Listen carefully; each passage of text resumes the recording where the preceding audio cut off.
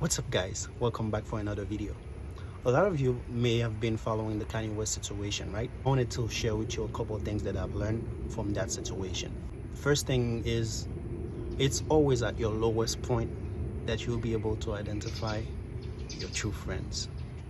What am I saying? When everything's going right for you, you're successful, you have the money and all that, it's really hard to know your enemies from your friends, because everybody is happy for you in a certain way, right? And because you're providing for everyone, so you don't know who's being honest or who's just here for the money, right? In any situation, when you see you starting losing stuff, and then you see people start also distancing themselves from you because they don't want to associate themselves with you and pay the price that you're paying. So this is the reason why I'm saying that it's always at your lowest point that you'll find your true friend. Another thing that I've noticed is that it seems like it's in human nature to feel better than you.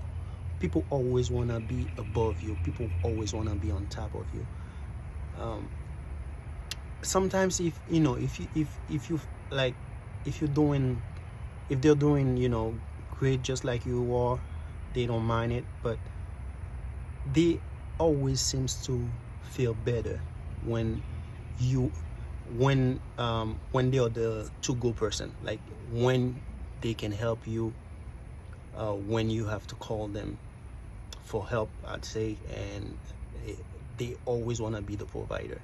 So if there's always a chance for them to be on top of you, I guarantee you that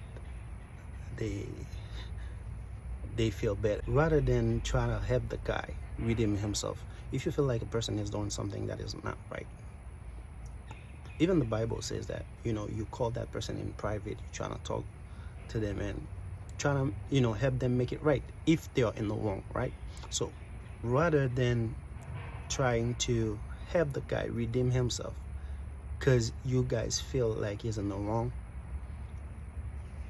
you prefer to tear him apart. It's like you have someone who's already down, but you're still kicking them. And I don't think this is funny at all. I think if you feel like someone is ignorant about a particular subject, the best thing for you to do is to call that person and try to educate them on that subject. You try to enlighten them, make sure they understand. Doesn't mean your point of view is the best point of view, but you try to make them understand where you're coming from and why you believe in certain things. Another thing is, I see people tend to do the same, if not worse, to you, what you did to them, as a revenge, right? So not a lot of people have hearts for forgiveness, so they would prefer to tear you apart, make you pay for it, because that's how they feel like justice is being served, rather than forgive you for errors that you might for mistakes that you might make. So they would try to find a way to make you pay for it in a certain ways, like make you pay, if not the same, worse, I'd say. So it's not human nature to forgive, but to make you pay. The fourth thing is, I think it's okay to do your journey alone sometimes. Why? Because it gives you an opportunity to learn more about yourself,